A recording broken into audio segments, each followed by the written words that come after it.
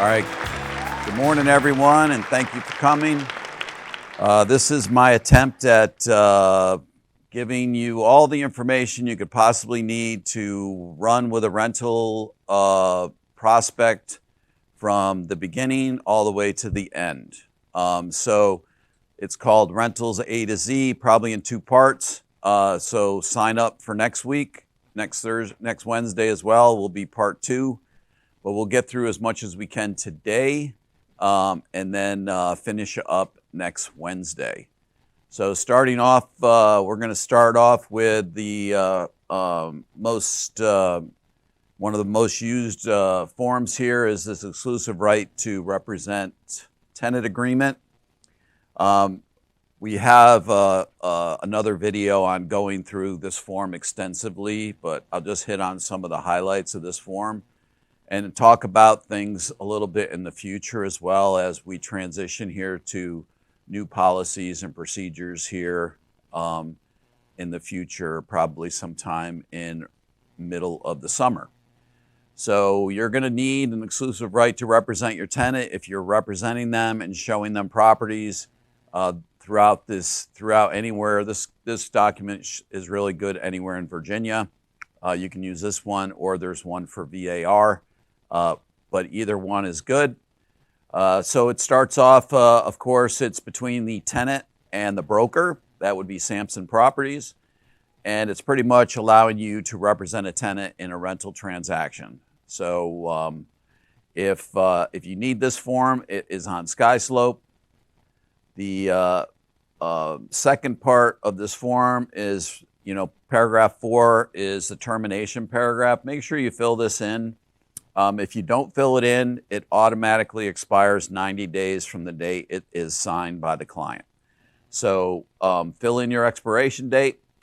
And then I highly recommend that you fill in a termination fee if for some reason that tenant decides to terminate you without cause, right?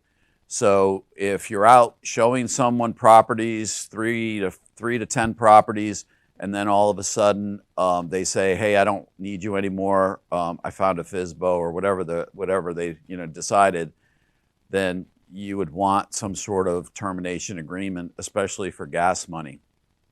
So try and put something in there if you can, and be consistent. If you do it in one agreement, you should do it in all agreements if you can.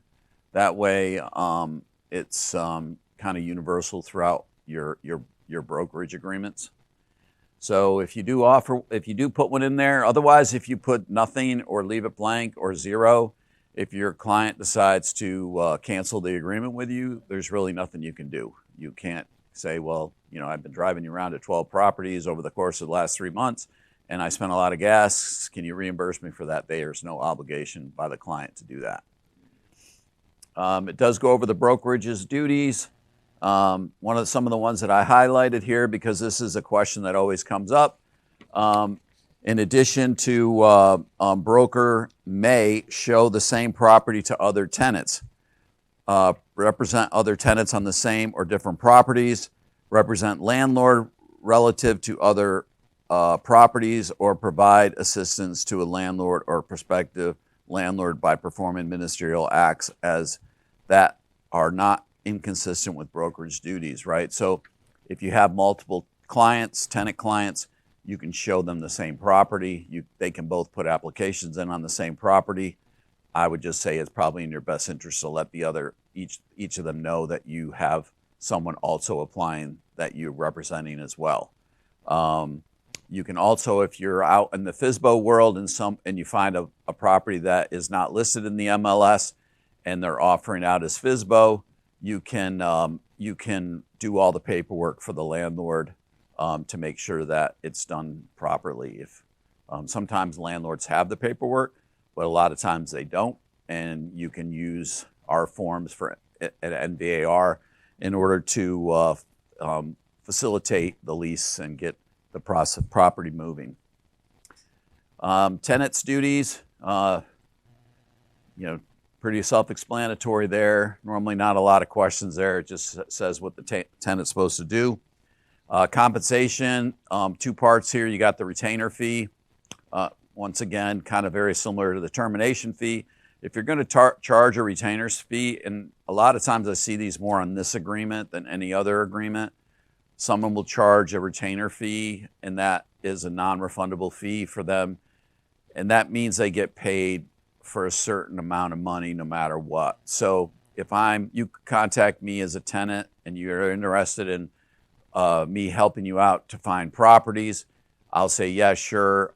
I have to have a signed brokerage agreement, blah, blah, blah. And oh, by the way, I charge a retainer fee upon signing the agreement. That fee is whatever, $200, $250, whatever that amount is that you feel is appropriate.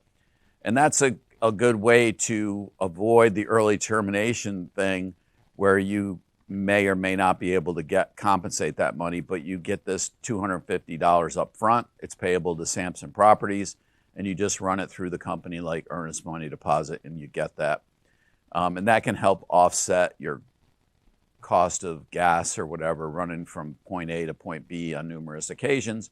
So out of any of the forms that have a retainer fee, this is probably the one form that probably I see the most retainer fees.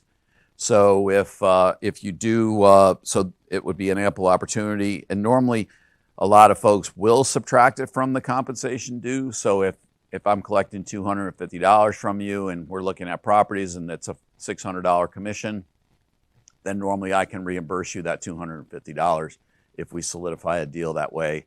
Or you can decide not to do it that way. So it's whichever way you want to do it. Company has no policy on that. Next one is brokerage fee. So the broker fee here, so as we're transitioning to the new real estate world, it's really important that you put in what you expect to be compensated. Try not to refer to your compensation as paid by the landlord, as paid by Bright MLS, as paid by anybody other than the person that you're working for. Now you can, if you want, in the other terms, you can put a statement in there that you're going to attempt to get paid through cooperation with Bright MLS, at least till they remove that field. But once they remove that field, you don't have that lingo to fall back on. So it's in your best interest as realtors to get in the habit of making sure that whomever you're talking to understands your value and what that value is going to cost. And 25% is really not too much. I moved to Hawaii, was in the Coast Guard, right? I moved to Hawaii. I was looking for a place to live. I hired someone to help me. They charged me up front. They didn't say, hey, we're going to find you a place and then hopefully I'll get paid through the system. No, they charged me up front for their services, and then we went out and looked. I mean, I signed the agreements, I signed all that kind of stuff. So different jurisdictions are already doing this. It's not, we can do it too, right? We can do it. So here, this paragraph, we would fill in whatever the percentage is that we expect to get paid, or we could do a flat fee. You know, whatever you decide is what you want to charge. So you could fill that in. And then, of course, the verbiage in here says, so I mean, if you did put a $500 flat fee and, you know, if it's still currently a Bright MLS tenant rep buyer, you know, payout, and they're paying out a certain number, this paragraph currently also allows for that compensation to come to the brokerage and you. So if you have a $500 flat fee, this paragraph will say, hey, anything above the amount is also coming to the brokerage, so you could potentially make more. And you can tell that to your tenant. You know, I'm willing, if you end up having to pay, I'm willing to do this for $500. But, you know, if I do get paid more, as the other company is willing to pay more, that comes to the brokerage and I would get that. So good conversations to have prior to the knowledge that your client gets that you're getting paid a certain amount. Because anytime you're getting paid more than what they agreed to, they always want that money back, right? Hey, you going to give me that money back? And it's always an uncomfortable conversation after the fact, right? So try and stay away from doing that. There's no brokerage service fee on rental transactions. So So you don't have to fill that out. Some teams or whatever will charge a fee, like a team fee or something like that. That would not go in the brokerage fee, because the brokerage fee is a Samson fee, right? So if you're charging an additional fee, I would recommend you write it in the other terms. So, whatever, transaction coordinator fee, $500. Bill and Sally's real estate team, administration, $100, whatever that is, write it in the other terms. That way the client knows exactly where that fee is coming from. There are several different types of representation in tenant rep situations. You have, the listing agent represents the landlord, tenant rep who represents the tenant, and then you get down into other scenarios, right? Designated representation and dual representation. Now, Samson's policy on dual representation, it's prohibited on rental transactions. So when you're doing a rental transaction and you're representing either the landlord or the tenant, make sure that you check the appropriate box in here that the tenant does not consent to dual agency. Designated representation is really more important as if you're the listing agent, because you want designated representation because you want the 56 or 700 agents at Samson to potentially show your listing and present an application, right? So if those two folks come together, Samson, that would be designated representation, which the company is fine with. You can do that all day long. Just make sure you make the appropriate disclosure by using that disclosure form for designated representation.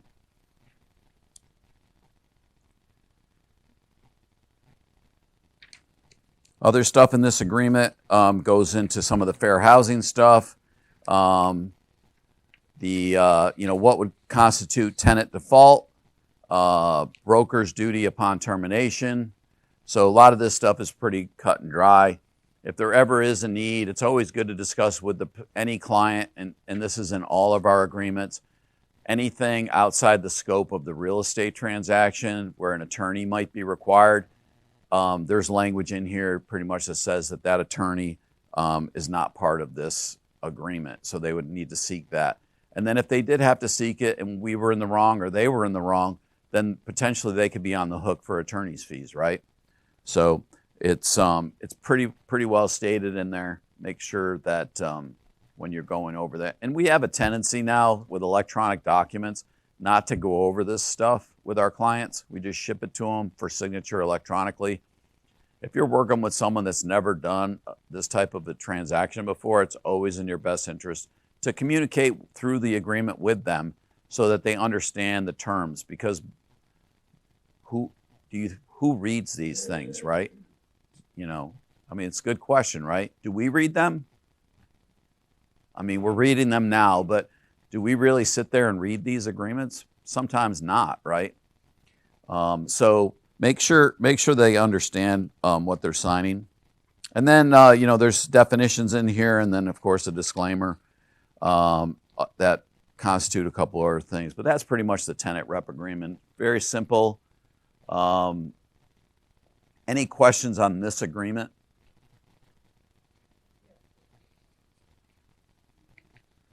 And I think, and then I highlighted this one statement, which is on page 5 of this, is make sure you tell your folks, right? And this goes for buyer agency agreements too. Make sure you tell your folks, if you're going to go look at a property, if you're going to shoot through the listings on other websites, make sure that you tell them, I am available for you to show properties, right? Because a lot of times we do see commission disputes rise up with tenant rep. And the reason being is because I talk to you as a tenant, you're my tenant, and I say, hey, I'm representing you here, there, and whatever. And then you start scanning through other websites and you find something. And then before you know it, you're going directly to you're calling the agent directly and you say, hey, I'm interested, can I come see this? And you go look at it, and then you fill out the rent screen application and you write my name in as your agent. And that becomes a conflict sometime because the agent on the other side, either, because you contacted them directly through that other website, they may or hopefully did ask you whether or not you were working with a realtor, but a lot of folks don't. And then all of a sudden, the first indication that you had a realtor was in your application. And now they're like, well, I showed the property. I went over everything. I sent them all the documents. I sent them all the stuff. Why is that agent going to get commission? And now it's a dispute. So don't put yourself in that situation. Steve, I had a question. On the retainer fee or the early termination, can you explain a little bit more? You mentioned how that would be deposited like an EMD would be, but do we create invoices? Do you create invoices? And then, so kind of how that process is to collect these fees? And Right. then also how challenging is it to actually get them to pay? I mean, once they have an accepted rental fee application, they're good to go. Do they really pay? Or Well, do they you're just gonna- sort of ignore you? I mean, as far as a retainer fee goes, that's paid upon signing of the agreement. So that fee would be made payable to Samson Properties. You could do an invoice if you wanted to, but I think the agreement itself is an invoice that was paid at that time. So just like when you sign the contract and it says that you're going to put an EMD on deposit within a certain period of time, it's a contractual obligation. If you check the box in your contract that says that you have the EMD in your possession and you provide a check, copy of that check, then that is kind of the receipt that has been received. But you can personally, if you wanted to put a receipt together that says that you've received it, you could do that. As far as the early termination fee, normally that early termination fee is noted in the termination of brokerage agreement form. So in there, it will say whether or not there's an early termination fee and how much that fee is. And then when all parties sign it, that's a documentation that that fee's been received. So those would be the two ways to document those two things. Okay? One question over here.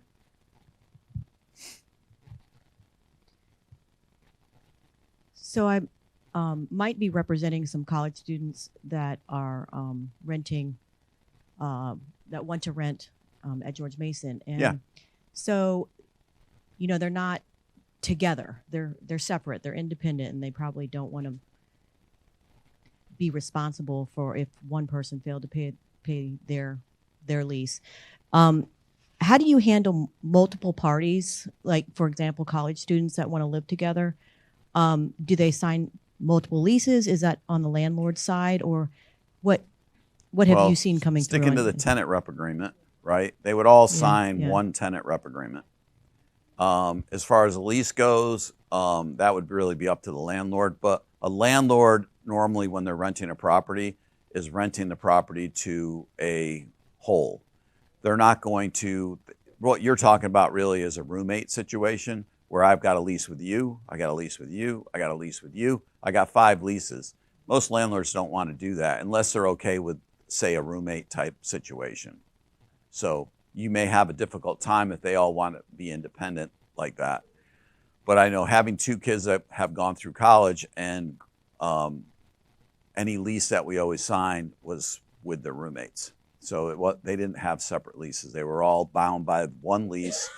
If one person, even though we all paid independently, if one person didn't pay, then they all got served notice, 5-day pay or quit. So because the rent wasn't received in full. So, and I would assume around George Mason is probably going to be the same. You're going to have the same thing. Yeah, it's joint. Hi, Steve. Just continuing on the retainer fee. Sorry. So retainer fee basically came to Samson as an EMD. So when the agent wants that to be paid, so we just use the same commission form, or? Yes. Okay. Commission disbursement form. You would just fill it out. Okay. And then you would just write on it for disbursement of a retainer fee. Okay. And then it would just be, I believe they pull B-pull out of that would be the only thing. I'm not sure though. But is that something gets cut? Something goes to Samson also? Yeah, all the checks get payable to Samson, right? Because we can't get paid directly. No. I mean from the Samson, like something from that, say $500, that some percentage goes to Samson and the remaining comes to the agent, or that is retainer fee completely goes to the agent? You would get the full amount. And Okay. plus Samson, on this, Samson doesn't take a cut from your tenant rep side, right? Oh yeah. That's So true. there's no cut. Samson gives you the whole commission on the tenant rep side. So That's they true. don't take a cut anyways. So if you're doing a retainer fee on here, you're going to get the full cut anyways. Correct. But even if you were doing a retainer fee on a listing or a buyer agency agreement, they still would not take a cut until that commission was received, and then they would take their cut. Thank you. And that's a whopping $345 if you're Cardinal Club. Woohoo, baby! Hey, Steve. Actually, you only pay the taxes on it. That point Right. 003. So people. One. Yeah, correct. That's it. Right. Everything else comes to you, and you got to fill out also. You got to complete your sky slope documentation to be able to pay for it to get paid. Right. Otherwise, you won't. Yeah, you would have to have your clients already in there as a transaction. So you would upload your tenant rep agreement. You would upload whatever forms you had them fill out as well, and then the commission disbursement along with a copy of the check and an earnest money deposit, and then you would get paid. All right. Anything further on that one? Otherwise, we're moving on down the line.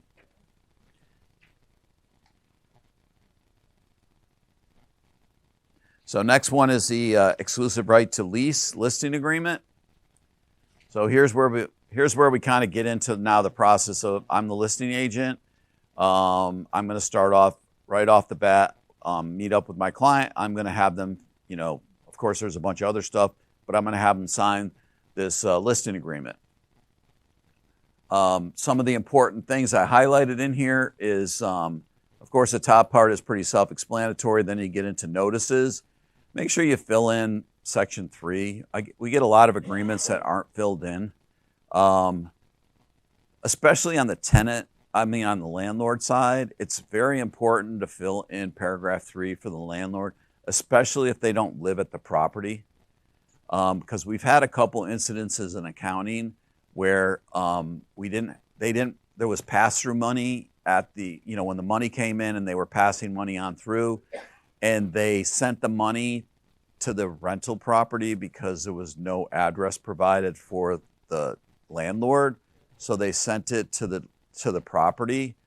So make sure, if for any reason that money has to get dispersed back to the landlord, that either you provide an accurate address, but it's always good to make sure that you put it in your listing agreement, because if they revert to your listing agreement to see where to send the thing and it's blank and they have no address, if they can't get in touch with you, they're going to disperse that money to the address that they have for the property, which is not good because we know that the property is occupied by a tenant, right? So fill that section in, and our address as well.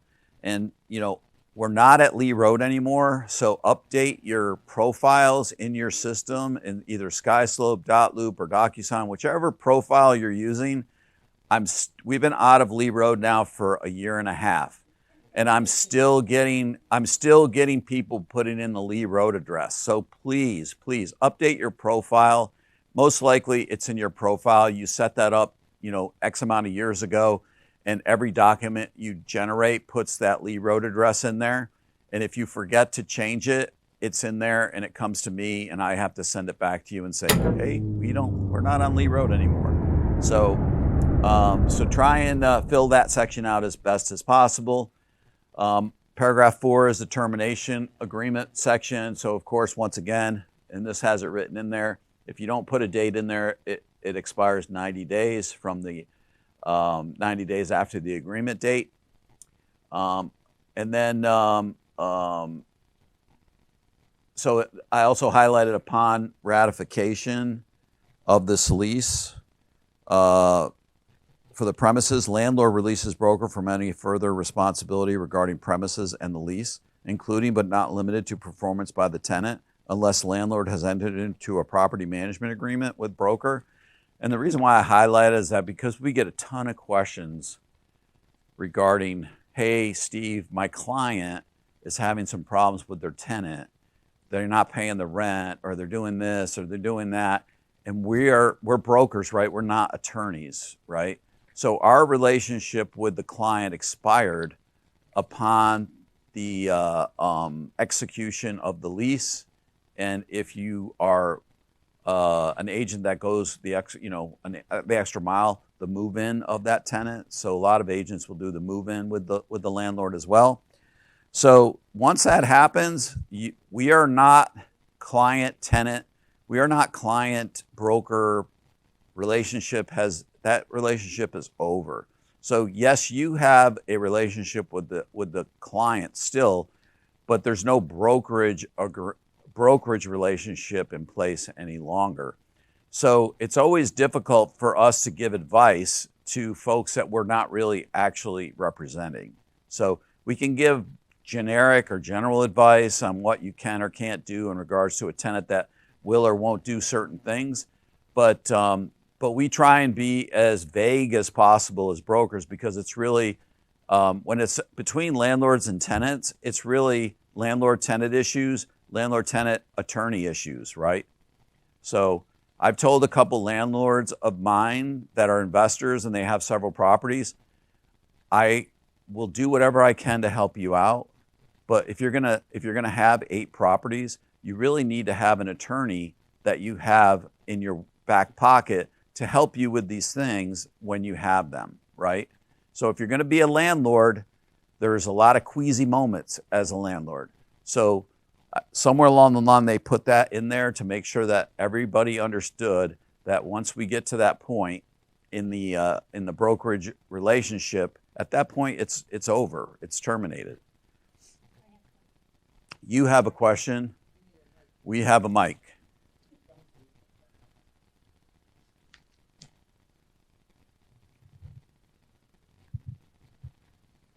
Yes, Steve, I was practicing that very long time, but I think we should have a very good, clear walk through inspection form that removes agent's name or signature on it. We're using, VARs? Yeah. They still have agent signature is there. They should, that is old form. I think we should create a new form for without agent signature in it. That's a good one. You should send that into the NVAR hotline. What about a broker send in?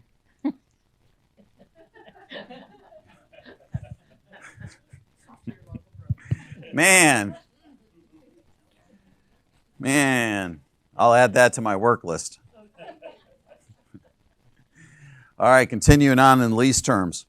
Also here is you're setting up your lease parameters. One of the things I highlighted in here talks about the number of dwellings that the landlord owns and whether or not they have to be, they have to allow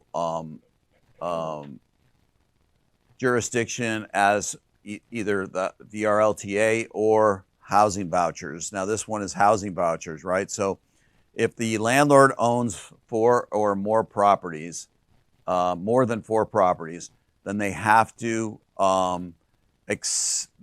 be open or accept people that are presenting housing vouchers. So when you're processing their application, if they have housing vouchers, you can't discriminate against them because they are using housing vouchers. So, and that's it used to be a box in the MLS or in Bright that said whether or not the landlord accepts or does not accept housing vouchers, right? So if they don't accept it, they have to have 4 or fewer properties. So make sure that you check on that. And then also if they don't have 4 or more properties, then they can say that they're okay with housing vouchers applicants, and you could check the appropriate box in here as well. So just because they have less than the 4 or fewer properties that they have doesn't mean they can't accept someone in the housing voucher program. Also, this paragraph has whether or not there's smoking allowed in the premises, whether they allow pets. All those things should be filled out. Also, your utilities, best you can, fill them out, whether or not they are included in the rent. Then paragraph 7 gets into the properties and fixtures that are with the property. once again, like everything, the best you can fill this out, the better it helps you when you're putting your listing into Bright MLS. So try and fill this out the best you can. Paragraph 7 gets into the duties. What are our duties as the brokerage, right? So these outline the brokerages. I highlighted paragraph B.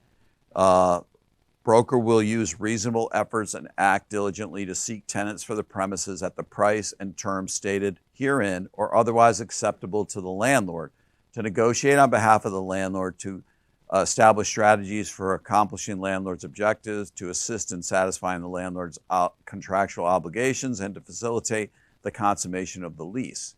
And it's also our job, right, to be honest to the landlord, right? Because I could, from a show of hands, how many times do you have a conversation when the landlord is fringing on the possibility of fair housing, right? So you have to make sure that they understand that you are bound by fair housing. If they don't want to rent to certain people, certain whatever, then they shouldn't be using a real estate agent. They should be renting on their own, pop it in Craigslist, rent it on themselves. But once you get into conversations in regards to things like that, you as a realtor should say, hey, I am bound by fair housing, right? So please don't have that kind of discussion with you. I have to present all applications fairly and openly and present them. And so make sure that they understand that when you're going through the listing agreement. It's always better to have this discussion now than it is to have it when you have an application in waiting for a response and the landlord says, I don't want to rent to them for whatever that reason is. And now you have to figure out a way to either let the landlord know that this is a violation of fair housing and I can't go back and tell them that we can't rent to them. They have an 800 credit score, they make $300,000 and they have no debt. So other than the fact that you don't like the way their last name is spelled, whatever the reason is, right? So you have to make sure. And we've had a couple here where incidents where the landlords have taken the property off the market because they didn't want to rent. And we severed our relationship with the landlord because of issues with fair housing. So have that discussion up front. Okay. We should just give CC a mic. Because it's so sensitive, everybody should know. I myself, landlord, I don't like it, but I do it. Here's what I'm asking. Now, we get credit poured. Many agents, over the years I've seen, they give that credit report to the seller and landlord. I was taught not to do that because like you just exemplified that name, they decide not to want to rent for them. Right. Therefore, you're not supposed to tell exactly what credit score is. You can tell maybe range of it. You are way ahead of me. Oh, okay. Okay, please. You are way, way ahead of We want me. to very clear up because a lot of people can get in trouble. You are wicked ahead of me. You are correct, though. But so continuing on with broker's duties, so make sure these are kind of what we're supposed to abide by. Whether or not we'll install a lockbox. There's check boxes in here for whether or not we install a lockbox. Remember now, if you're installing combo boxes, they're not covered. So make sure you do a separate entry in your other terms that the landlord agrees to you putting a combo box on, right? So if you have a combo box on, instead of an electronic lockbox, this agreement doesn't cover that. So you could potentially be in liable for anything that might happen where someone gets in through a combo box if you don't have the client's permission to put a combo box on the property. So make sure you do that. The broker will show the premises during reasonable hours to prospective tenants and will accompany or accommodate as needed other real estate licensees, their prospective tenants, inspectors, exterminators, and other parties necessary for showing and inspection of the premises. And then, of course, I got ahead of myself there with the electronic lock boxes, but make sure that you get that in writing. The paragraph 10 goes into marketing. Here, you're going to say whether or not the landlord is okay with marketing it in the MLS, and then if they are, when it's going to go in the MLS. So it's going to go in the MLS within 2 days, or as per whatever date that is, right? So this is an important part.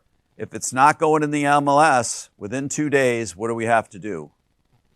We have to put it in as an office exclusive, right? So there's a section in Bright. You have to plug it in, click the button that says office exclusive, publish it. That way there's a placeholder put out there that it's going in as an office exclusive. Do you have to show it as an office exclusive? No. It's just a way to get it in the system so that there's a placeholder. So when you're talking to your client and the client says, I don't want to be an office exclusive, I don't want this, we're required to do it, and we don't have to show the property. So I know we're not going on the market till June 1st. We're not going, whatever, and we're not doing any coming soon period, but between now and then, we have to be office exclusive. So once we get closer to the date, I go into Bright, I unclick that button, and I make the necessary adjustments to my listing, and then publish it as an active listing, right? So make sure you're doing that, because the minimum fine for not doing this is $5,000. $5,000, right? Who has $5,000 extra dollars hanging around in their wallet today? If they would like, they could drop it off here, and I will look over your documents precisely every time you submit them for a small fee, right? All right, just kidding. But I'm about looking over your documents.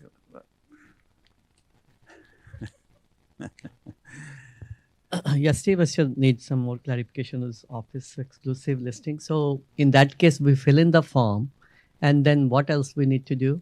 Well, we're going to go over that form here we're going to go over that at the end of this listing agreement. So can you hold that question? Sure. Thank you. So we'll fill this out. We're going to put it on the listing. We're also going to include that other form if need be. We're going to go over that form here in a couple minutes. And then we're going to continue on with this portion, right? And if the landlord does not authorize broker to market premises via broker MLS, broker will instead market premises as an office exclusive, and it kind of goes over that form as well. But it also kind of solidifies the fact that it has to go in within 2 days. Whether or not the landlord is going to allow the property to be marketed in third-party websites. Now, me personally, I check all these boxes, yes, right? I mean, despite what my clients, the way some of this stuff is worded is very confusing to people, right? So I always tell my clients, you want maximum exposure. When you're renting, selling, whatever, you want maximum exposure. So what they write in here in regards to this, of course, you want people to know where the property address is, right? So that's the first part. The second part is the one that gets people scared are these two last ones, which are unedited comments. Okay, oh my God, I don't want anybody to write anything about my property, right? So really, all this paragraph is saying that, hey, your property is going to be listed on forms that allow blogging most of the cases, right? Have you ever been on a website where someone has written anything about any property specific? I have not, right? When you go on to some of these forms, Trulia, whatever, I mean, they allow questions, real estate questions, or there's certain things that are being asked on their blogging comment sections and stuff like that. That just has to be disclosed to the landlord that it's going to be on a website such as that. And of course, there's always a potential for someone writing something about your property. But I mean, you're excluding yourself from a lot of websites if you don't do that. And then the question is, what's the risk reward for that, right? So I always recommend my folks, let's just check the box and move forward. The same with the last one, which is display of automated estimates. And we'll get this every now and then is, certain websites will give you estimates, and then they won't, their listing won't show up on that website. And of course, everybody wants their listing on that website. So they'll say, why isn't my listing showing up on that website? Well, of course, you unchecked the box in bright that said that they were gonna market to that, right? So it's the comparable or the comp is the comp, right? I mean, especially when with Zillow, right? Especially with Zillow, there's a disclaimer at the bottom of their page that says that their numbers can be up to 10% wrong, right? So it could be 10% off. So their comparables, I mean, I do a lot of different ways of comping, and their comparables are rarely close, right? So you have to make sure that when you're going into an appointment to talk to someone about renting their property or selling their property, that you understand these other websites and what they're advertising, because yes, your client has already looked. So if you're not ready for those questions, you have to be prepared to tell them, well, did you read at the bottom that their numbers can be up to at least 10%, up to 10% off? So make sure that you know these things. But back to the topic here is, of course, we all want the property on that website. So whether or not they have an estimated value or not, who really cares, right? So then you have the coming soon paragraph, whether or not you're going to market the property coming soon. So if you're going to do coming soon, that's fine. Just check the box and put whatever the date is that you're going to start your coming soon period. So if I'm putting the property on today is May the 8th. If I'm putting a property going live on May the 20th, and I'm going to do coming soon starting in 2 days, do I need an office exclusive? No. So as long as I'm in the MLS as coming soon or active, I don't need the office exclusive. So I fill this out the appropriate. So in this paragraph, I would put the date that I'm going in to coming soon. So here, or within 2 days. So I would check either of those two boxes.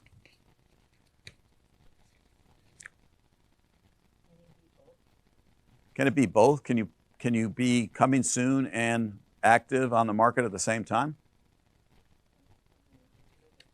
Right? So, I mean, just to kind of backtrack, because that is a good question. So back on paragraph 10, right, where it says you're going to put the property on the market.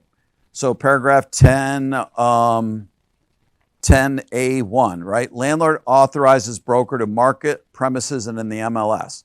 Broker will disseminate via MLS information regarding premises, including rental price, blah, blah, blah, all terms and all status updates during and after the expiration of this agreement. Broker will enter the listing information into the MLS within 2 days or with whatever. So if you're doing coming soon, then this date would match up to the date of your coming soon, right?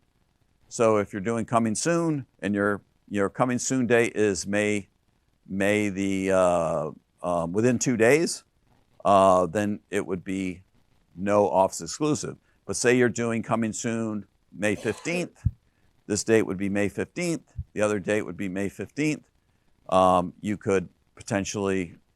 You would have to fill out that office exclusive, right? So they could potentially be the same. Yep. Yeah, in the same paragraph, 10A and B, 10A, like where we have like 2 days or, so even I understand that we have to do the office exclusive listing form extra if you're not doing in 2 days. But on the other hand, like this form is saying first 2 days, and then we are saying or on or before. If we are filling in on or before, even though it's after 2 days, then it doesn't clearly tells us like we need to do office exclusive form as well. So I'm just kind of stuck here.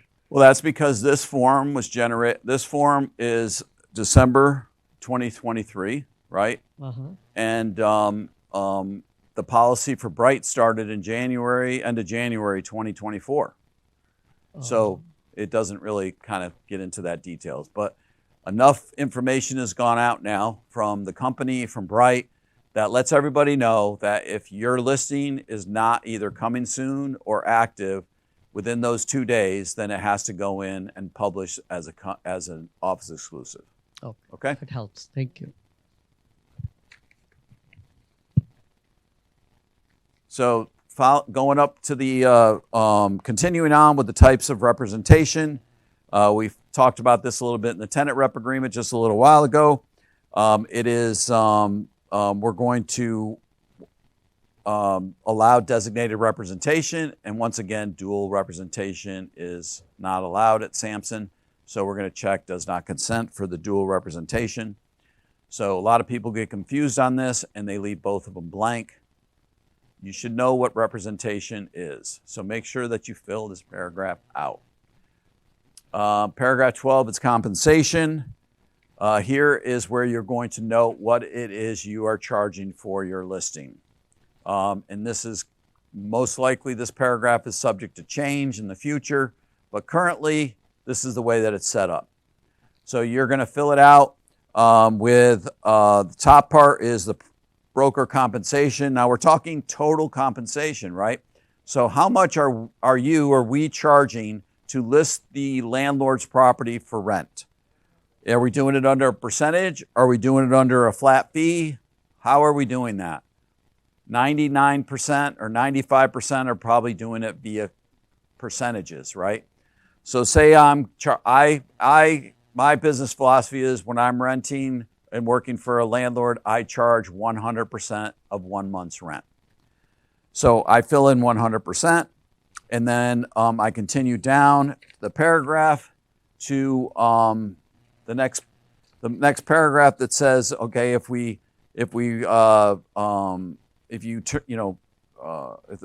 our compensation is earned within 30 days after expiration of this agreement. So if we do expire, blah, blah, blah, whatever the time frame is that you put in there, put that in there.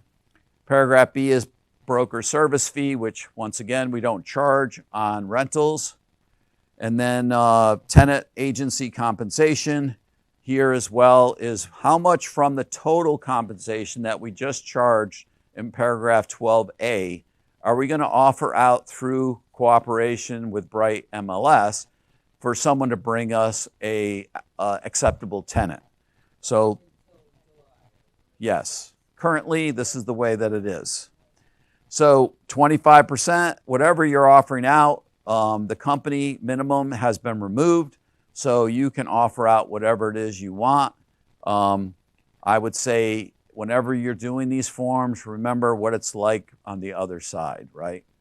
So if you're a tenant rep, which 80% of renters out there aren't coming with a tenant rep, right? But if you are working with a tenant, most likely you're showing, I mean, the rental market is relatively hot, right? So, and it's competitive a little bit. So you may be working with you may have shown a lot of people in here. So, putting in $100 on a $3,000 rental home may not be overly exciting for that tenant rep, right? Your name will go down in a black book somewhere. So I would say most of them are 25%. Some people do the actual math and figure out what the percentage is, and they'll put in a flat fee, whatever that fee is. But remember, if you do a reduction, so say you do 25%, and you do it off of $3,000 a month, and you put it in there as a number, and then later on you change the price from from $3,000 a month to $2,800 a month. If you do that and you don't adjust the tenant rep side, your tenant rep agreement still says you're paying the same flat fee out, right? So, which could be higher than the 25% now, right? So make sure. So percentages always seem to work out better, but it's really up to you how you want to do it. If you are going to charge a retainer fee, we kind of had that discussion previously, but here would be the paragraph they would fill out. I rarely see some people charging retainer fees on this agreement, but if you do, you would fill this out.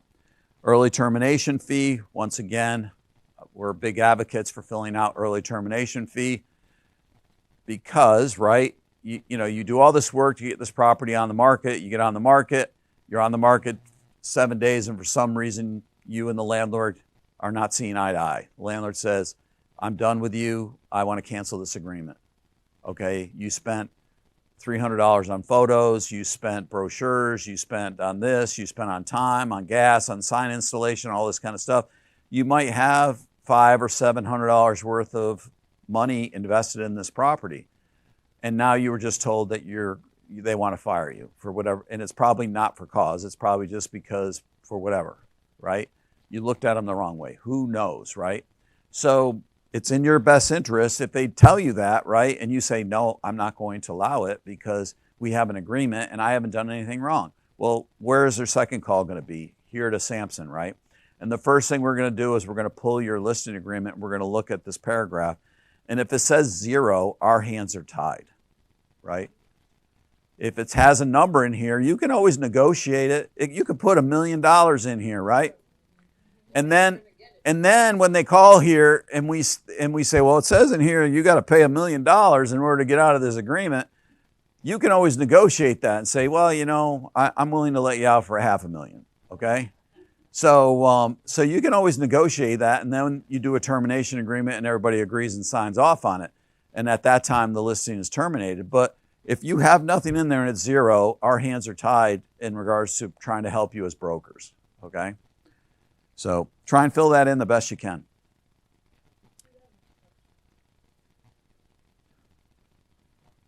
And I looked through all the other docs, so it's not in here.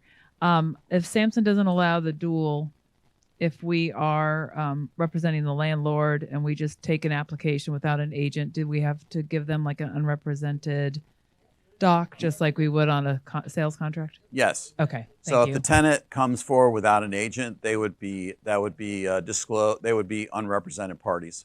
So you would do the disclosure for unrepresented parties. You would, of course, tell them, hey, just making sure you're unrepresented. I represent the seller. I'm attaching this disclosure for unrepresented parties as part of our lease agreement when I send it over, and then they normally sign it during that process. Thank you. So next paragraph is confidential information. Broker will maintain the confidentiality of all the personal and financial information and all other matters identified as confidential by the client, which were obtained by the broker during the brokerage relationship. So any information that the landlord might tell you, you got to keep confidential. Authorization to disclose other applications. If you do have a situation where you have more than one application, you would want to have, during the process, you would want to have one of these blocks check whether or not you're authorized to disclose to the tenants or the other agent on the other side, whether or not you have other applications. It's always, I feel there's multiple parties. Some people believe you shouldn't tell. Some people say you should. I always check the box that I do authorize the broker to notify other folks of applications, but other people might have other views. Well, I mean, I know some agents that they don't disclose even on sales. They don't disclose the existence of any other offers. So, but it's a personal choice. Relocation, if they are part of relocation program, you would fill that out. Then 17 is non-resident landlord. So I've highlighted this because it seems to be a very big topic of discussion lately. So here is, if you have a owner who does not live in Virginia, state law says that they have to have a non-resident landlord. So they have to have noted somewhere, and they have to be registered, right? So they have to be registered. Is the landlord or is the landlord not a resident of Virginia? And then any individual non-resident of Virginia who owns and leases residential property in Virginia will have and continuously maintain a resident agent who is a resident of Virginia and maintains a business office in Virginia. So the criteria, right? is they have to be a resident of Virginia and maintain a business office in Virginia. Okay? So this is the advice we have to give to the landlord. Whoever you appoint, you live in Texas. You should have a resident agent. I can't make you get one as your agent. All I can tell you is the law requires you to have one. Okay? And that person has to be a Virginia resident and maintain a business in Virginia. Okay? And there's a ton of these on the internet. You can Google it if you want them. They range from $49 a year to $99 a year. Okay? So if they don't have one and they want to have one, why do they need one? That's always the question. Why do I need one? Well, you need one because if something happens and the state or the government needs to get in touch with you as a landlord, and the only address they have on file for you is the property address here in Virginia, and they can't get in touch with you for whatever that reason is. I can't, foreclosure, the house burned to the ground. I don't know, but they have to be able to contact somebody. So the first place they're going to look when they can't find you is they're going to go to the State Corporation Commission, because a non-resident agent has to register you in the system that they're the agent for you. So they're going to go in the SEC website and they're going to look for your address there and see if you have a resident agent. If you do, they're going to contact that resident agent, who hopefully can get in contact with you. If you don't, they're going to do a Google search. I don't know what they're going to do. But it could be a potential problem for the landlord. So I just tell them, I don't make them, and it's up to them to decide what they want to do. So the next question out of their mouth is, can I have my neighbor Jim be my resident agent? Yeah, sure. If Jim is registered with the State Corporation Commission and puts your information in there so that the government knows how to get in touch with you, Jim, and get whatever matter needs to be resolved. So yes, your neighbor Ken or your friend or your cousin or whoever, but they would need to register as a resident agent in the website, and then note that property as a property that they're managing for that person. Okay? So good luck. I just give you the information. I can't but it's tough. I mean, it's a question that comes up all the time, especially being where we live, and there's so many people that are living outside of Virginia, and they don't want to sell their house. Why? Because they know in 2 years when they come back here, they won't be able to find a place to live, right?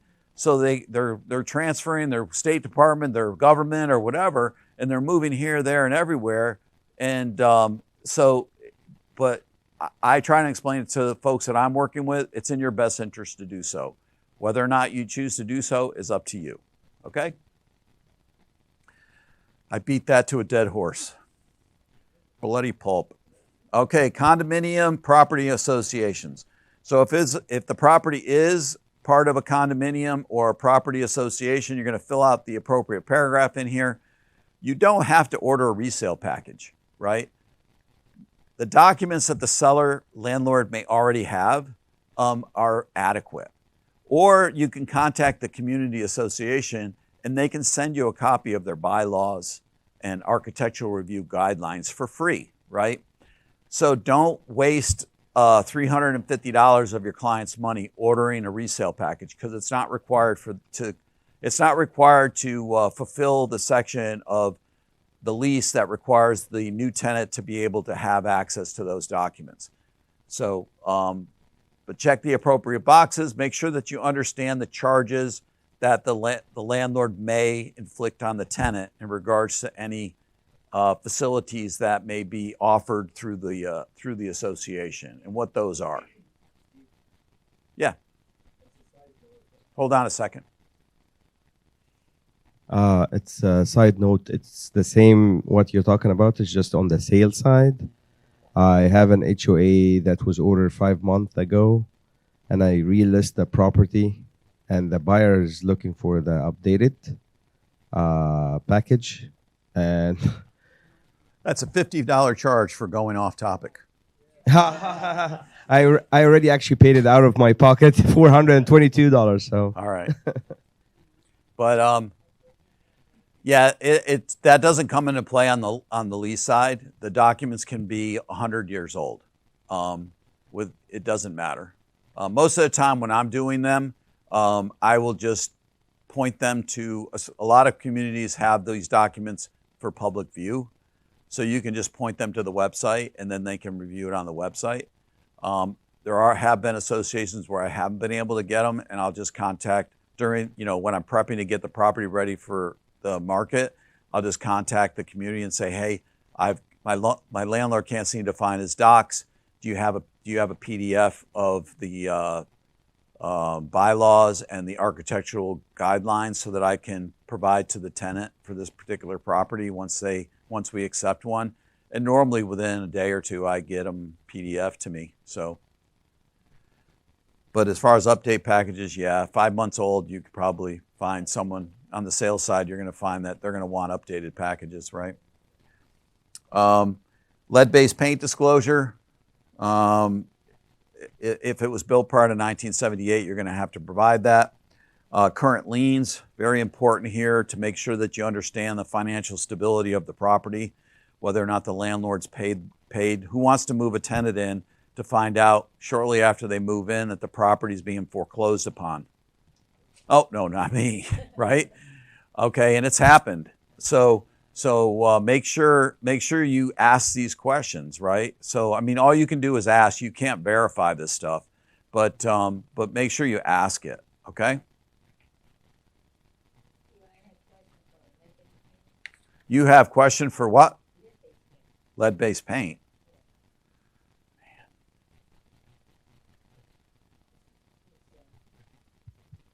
I have been taught by other sources before.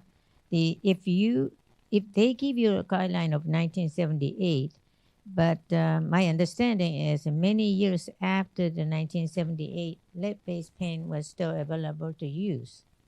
So therefore, if you lease properties 1978, I was always recommend to do the lead-based paint disclosure or disclaimer, because if you have any young children come in later time, you have claims of lead-based paint. There's always a triple damages, so risk is too great. So I always thought to disclose of even built on 1978. Well, you're on the right track.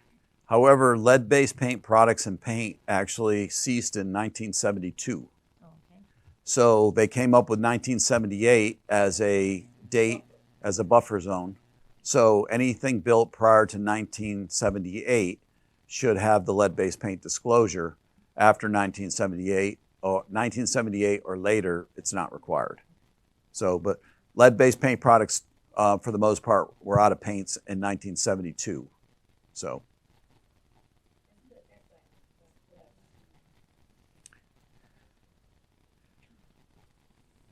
Oh, I lost my place. Where are we? Okay, miscellaneous provisions. So miscellaneous provisions just has a bunch of stuff in here. Landlord's duties in regards to this agreement. Also, landlords represents and warrants in regards to landlords aware they may be responsible for failing to disclose information or misrepresenting the condition of the property. Landlord is not a party to a listing agreement. Well, we want to make sure that's not the case, right? No person or entity has the right to purchase, lease, or acquire premises by virtue of an option, lease option. The landlord is or is not a licensee.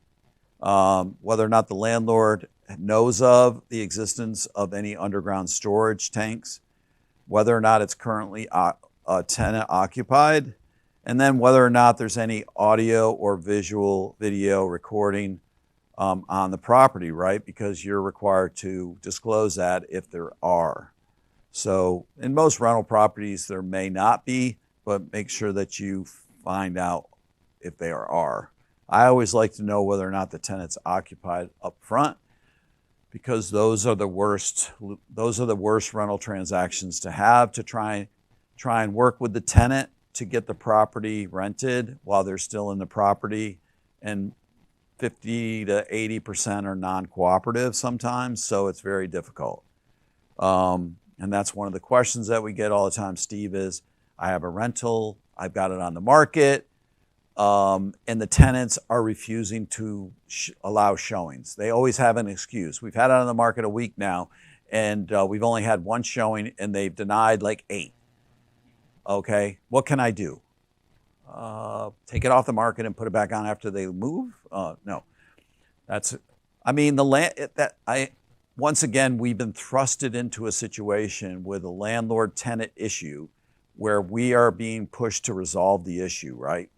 So the landlord's the one that has the power here, because the lease says that the landlord has the right to put the property up for rent and that the tenant has to help them, right?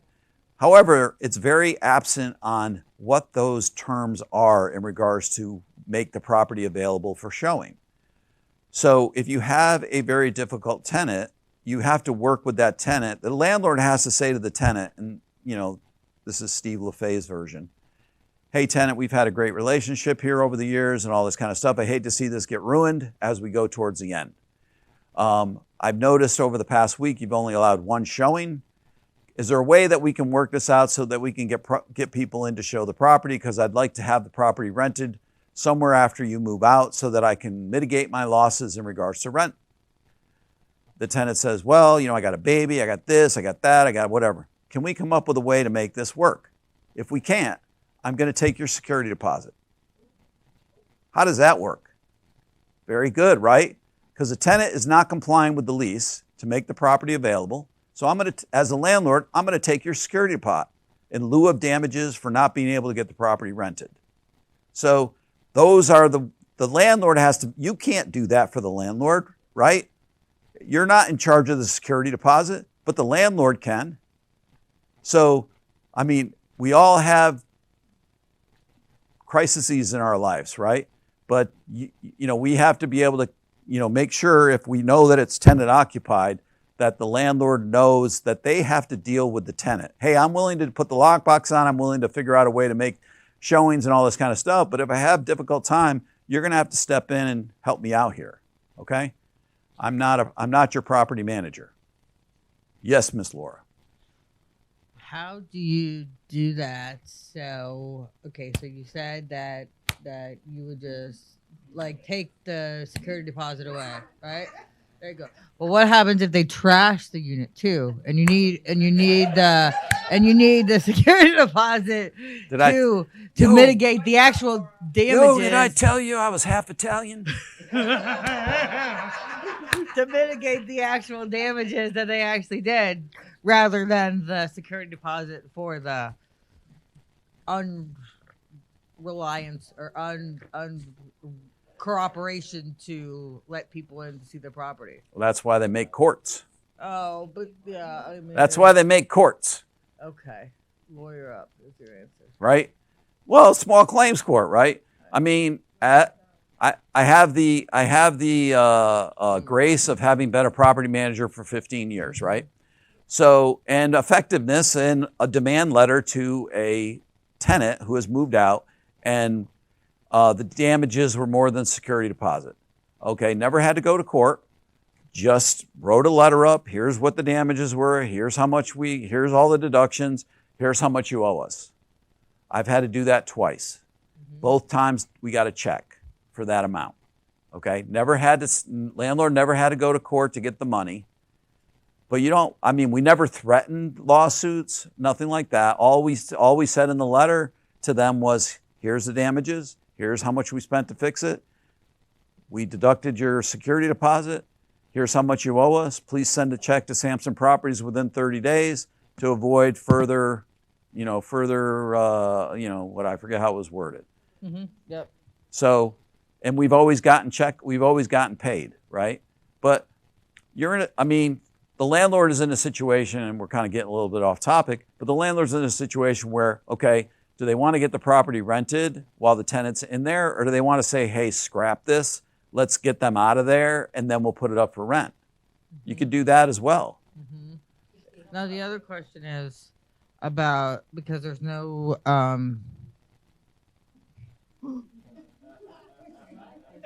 Man, you're being heckled. And I thought I was the one that would be heckled. Oh, man. Tough crowd. So one more question, Steve. So since there's no such verbiage in the lease as such as broom clean to provide the property broom clean, how do you instill upon the property being broom clean in order for the tenant to move in? That will be in part 2. Oh. That'll be in part 2 under the lease when we go through the lease. I'm above. Okay, So, sorry. not that I want to. Are you coming back next Wednesday? Yes, for So- sure. If I could be heckled. So I will hold be that back. question until next Wednesday. All right. So then moving on here, we have landlord's assumption of risk. This just pretty much says the landlord, the property is under their care and under their jurisdiction. Make sure that they check on it, all that kind of stuff, especially if it's a vacant property, right? So you want to make sure you have those conversations with your landlord. Whether or not you're providing the appropriate professional advice. Brokers can counsel on real estate matters, but in landlord desires legal advice, where should they go? To an attorney, right? It's a novel concept. We can give referrals for service providers, all that kind of stuff. But it's once signed by all parties, this is a binding agreement. 22 gets into landlord's default. If the landlord, for any reason, goes into default, this is how the language is in here. The paragraph 23 is attorney's fees, pretty much the same lingo as before. And then the last page is the page that everybody signs. Please have your client sign before sending this in for broker signature. And then the last page is for your own stuff. Now, some of the other documents in the system that you may or may not be aware of. This document, just like in the preparations for sale, there's an information for making lease offers as well. So you can fill this out as well and put it in the document section of Bright. So that way, if someone does have an agent and they want to make application, they have all this information that they can provide to the tenant, right? So this is in Sky Slope as well. So any questions on what we just covered in regards to the listing agreement and this optional lease offer form? I love you guys. Sir, yes, sir. I showed a property last week for rent. We put in an application, and I don't hear back from the listing agent, neither their brokerage. Man, you guys don't want to stay on course today. Another $50. We can talk about that. We can talk about something like that at the end, okay?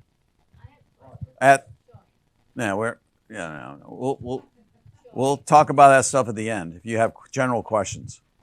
Resident agent, is that something property management companies provide? Is that a service? They could, yes. All right.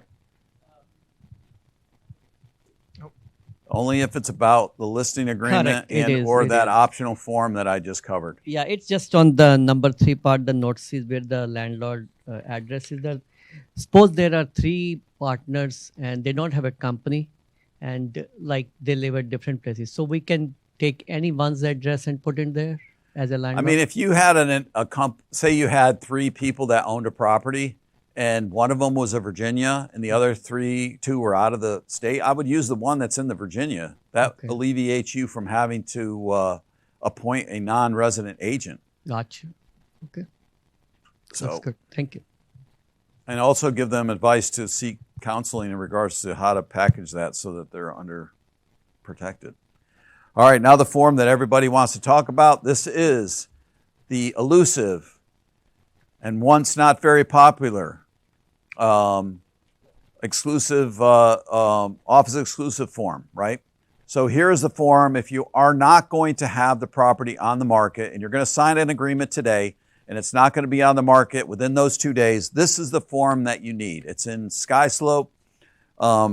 It should, whenever you do a template for a listing, it should populate in there automatically. But I have this as part of my listing package now. So this form is in my listing package. So it doesn't matter what I go out for a listing appointment, this is in there. So if the people that I'm talking to say they want to go on the market July 1st, I can still sign a listing agreement today. However, I've got this form at the ready. I explain it to them. I explain why it's needed, and we add it in as part of the listing agreement. And now I can fulfill my duties as a Samson person and make sure that it gets in Bright within 2 days as an office exclusive. So here, the way this form is set up, the form. It's not. You don't have to submit this form anymore. You just have to publish it in Bright. So if you go into Bright, just like you're adding a listing, you would add the listing, and then it would ask you, and then you're going to click the box for office exclusive, and then there's like 5 fields to fill out, and then you just keep this as part of your package, right? We used to have to upload them right into Bright, but now you don't have to do that anymore. But have your clients initial. It's best if you have them initial off on each one and then sign the bottom and then send this in with your listing agreement for signature. And then do not market the property until it is submitted to the MLS on, or do not submit property to the MLS or publicly market it during the entire listing period. So if you're doing an office exclusive where it's not going coming soon or it's not going active, then you would have them initial off on the second block, right? So that would be B. If it is only in office exclusive during a short period of time and the seller doesn't, or the landlord doesn't want it to be shown, or for whatever reason, then you would just initial off on do not market the property until it is submitted to the MLS on whatever that date is. So you have those 2 options. So make sure it's one or the other in regards to that one. Okay? Any questions on this form other than I hate it? Yes. Is there a time period or a time frame that they can have it in office exclusive? Is there a time limit? No, they could have it in office exclusive forever. Okay, thank you. Or as long as your listing agreement expiration date is, right?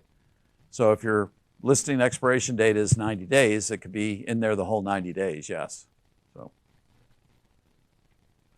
all right, another form that you may need in the lease transaction is this Virginia Statement of Tenants' Rights and Responsibilities under the Virginia Residential Landlord and Tenant Act as of July 1st, 2023. This should be part of your process as well. This has to be attached to your lease. So our company asks you to have this signed during your listing presentation and have the landlord sign it during that period of time. You also have to sign it as well. So there's a spot in there for you to sign. I'm going to tell you a secret. If you don't include this in your lease and your landlord has a problem with their tenant and they go to file something with the court to have their tenant evicted and they don't have this as part of their lease, the court's going to send them back home. So it's very important that this form be a part of your lease. A lot of people ask, Steve, why do we have this? Well, first of all, it's a Virginia requirement, but also we're a listing agreement with the landlord, right? So we want to protect the interests of the landlord during this process. So that's why it's a part. We're showing this document right now.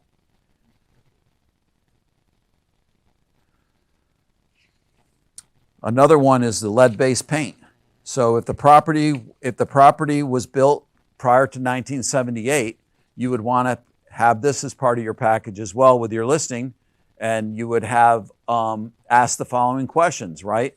Whether or not they have any idea of presence of lead-based paint in the home, or records or reports in regards to lead-based paint in the home, whether they have that or not. If they do, they'll provide them. If they don't, you're going to check the boxes that they don't have any knowledge, and they have to initial by them and then sign the bottom of the form. You as the agent also have to sign this form, right? So Another form that you need during the listing presentation for a property that you're going to list for lease. Last but not least, I think, is the certificate. This is the smoke detector certificate in regards to the smoke detectors. So it's just a verification. All we are doing in this regard is we don't care whether or not the smoke detectors work, other than the fact that the lease says that they do, right? We don't care whether the smoke detectors comply with this or not. This is, if we're not managing the property, we're just providing this to the landlord so that they understand the law, okay? The state of Virginia says this stuff right here. This is the landlord's responsibility, and this is the tenant's responsibility regarding smoke detectors in the property. We're not checking it. We're not making sure. We're not doing any of that kind of stuff. We are just making sure that the landlord is aware. So that's why we have an acknowledgement signature on this form. So if you're doing property management, then you may have a tenant landlord signature or tenant property management signature on this form. But in this scenario, the way this form is set up, it's set up for just an acknowledgement by the landlord that we presented this form to him or her, and they can do with it what they choose, right? So one of the things that I always note, and I tell the landlord this when I'm in the property, is you're in a property, a townhouse that was built in 1974 or 1994, okay? It's 1994, and you look up at the ceiling and all the smoke detectors are yellow, okay? Do you know that they turn yellow on purpose? Why? Because the effectiveness of those smoke detectors is about 10 years. So outside of 10 years, those smoke detectors are less effective. So if you look through some of these codes and stuff like that, as a property manager I did to find out what was going on here, is the smoke detector in the roof, when you go into these residential properties, are yellow. Well, they're original. This property was built in 1992, and today's 2020 or 2024 or whatever year it is. So most likely that smoke detector is 30 years old. Do you think that smoke detector is effective? Do you think that landlord is protected if there's a fire in that property and those smoke detectors don't go off? And so when I'm walking through the property to see the property, I'll mention that to the landlord. I'll say, hey, just an FYI, these smoke detectors are yellow. I think you might want to check. Have you ever replaced them? Not that I'm aware of. I'm not even sure they work. No, but I'll mention it to them. I'll say, well, most smoke detectors only work. The membranes in the smoke detectors only are effective for somewhere around 10 years, maximum effectiveness. So you may want to consider changing those out. As part of this certificate form, some of these codes go into that, but I can just tell from looking at these that these smoke detectors look like they're older. So once again, we're protecting our client, right? They're going to hire you every single time if you know what you're talking about when you walk through these properties, right? So that's the reason why we have this form in there. A lot of times people say, this is a bunch of bullshit, right? Are you going to beep that out? Yeah. Okay. This is a bunch of bull, right? And why do we have to provide all these forms in here when we're doing these leases? Well, it's protection, right? Landlord protection. It's company protection too, right? It's, what happens if we don't provide this form to the landlord? The landlord says, he rents the property, a month into the property, the house burns down, okay? We never provided this form. The landlord says, well, I just had a realtor rent the property. They didn't tell me anything about that. Okay, yeah, we're not responsible, but we live in Fairfax County. Very liberal county now, right? We don't know how that's going to go in court, right? I mean, it could go our way, it could not, right? So you want to protect yourself, and the company wants to protect itself. So that's why we provide these documents to the client, so that they're aware. Now, whether they choose to do anything with it, that's up to them. But it's our job to make sure that they're aware. Any questions? Are you all aware? All right. Thank you for coming. Oh, man. Did I time that out well or right? So, okay, I know this was kind of the foundation for this whole thing. So make sure you come back next week, because that is, and I've included some of the documents that I wasn't sure how fast we were going to go today, right? But I included some of the stuff, and of course it looks like something from the government, but if you want to know, how to look through everything and how I process a rental application and what I'm looking for, all that kind of stuff, we're going to hit that in the next session. So make sure you come. You won't be disappointed. And next time I'll have donuts instead of bagels, okay? All right, thanks for coming.